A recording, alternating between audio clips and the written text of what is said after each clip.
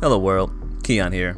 The season finale of Lovecraft Country is right around the corner, and while I overall enjoy the show, some people do irk me. So, major spoilers for the show ahead. None for the book that I know of, but I can't talk about the comments. Trolls are everywhere. I'm gonna kick off this list by starting with Tick, the main character so far. Now, it should be noted that I don't fully hate Tick yet. He started off on such a high level with me, but these last few episodes are taking one of the themes of people are complicated to extreme levels. They show Tick taking actions that blemish his character and just move on to the next thing without much room to breathe or consider what he's done. From murdering an innocent woman to dropping an F-bomb on his father, Tick is insanely hard to sympathize with these days. You know what, actually let's talk about that decision to murder that woman.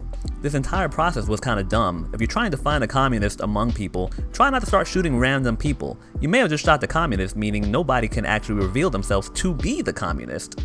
Everyone knows that the way you smoke out real communists is to claim that what Chairman Mao did in China was real communism. No, it wasn't. But he was just following orders. Yeah, but homie volunteered. I get that he was trying to escape his dad, but decisions have consequences, so that doesn't really fly with me.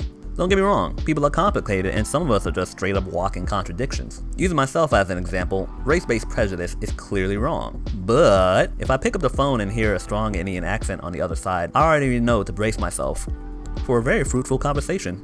I do appreciate that he does have a shitty side and the show is exploring it, but the way they're doing it is just weird for me. Of course, you can excuse the F-bomb as a product of his time, but if you're gonna do that for Tick, then it's gonna have to apply to number 2 on this list. All the white people. Now, we're gonna break this demographic down in the show a little bit more, but I gotta get general here. The white people in this show are just cartoonishly evil. It's a period piece taking place in Chicago in the 1940s, so all the racism and prejudice and yada yada yada that you expect from these shows is there, but not a single white person in the show so far has seemed sympathetic or relatable. This is disappointing to me because now every white person I see on the show, I'm just like, what are you up to? I get that all this is representative of the time, but holy shit. But Keon, isn't it nifty that despite all the mystical monsters that they have in this show, that the ever-looming threat of racism is still the biggest threat that they have to deal with? I mean, it's cool, I guess, but that's about it. I appreciate nuance, so if every white person's gonna be evil, it's kinda gross. Not saying you gotta throw a white savior into the picture, just saying. Nuance. Shit. Number 3 on this list is someone who was actually my most hated person on the show, but they've recently been dethroned. Magical Negro and Atticus's father, Montrose Freeman. Now, if you've seen the other blaxploitation show on HBO called Insecure, he'll remind you of a male version of Molly. Always looking for some dumb shit to get mad at. Also, they're not paying me to do this, but if you've never seen Insecure, I recommend checking it out. Show's pretty dope. It's surprisingly the only show where sex scenes don't bother me. Now, Montrose, like most people in the show, is kinda complicated. His childhood wasn't the best. His sexuality, constantly repressed. His ability to dig out of underground dungeons while handcuffed is simply the best. Character flaws aside though, he really does just want what's best for his family. Keep them safe. It's a shame he does it in some of the stupidest ways possible. Genuinely surprised to think that he could fool his family, considering that they're pretty intelligent and really curious. Also doesn't help that he really sucks at lying. I feel for Montrose though.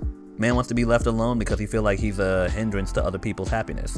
I can relate. Unfortunately, what ends up happening is when people want to reach out and you bite them back, all they're gonna remember is the bite and not your pain. Now, I'm looking into this, but I can't be blamed for that because Hollywood writers like to shove a lot of meanings and metaphors into characters these days. But I kind of think that Montrose represents black people's reluctance and or inability to seek mental help for their issues.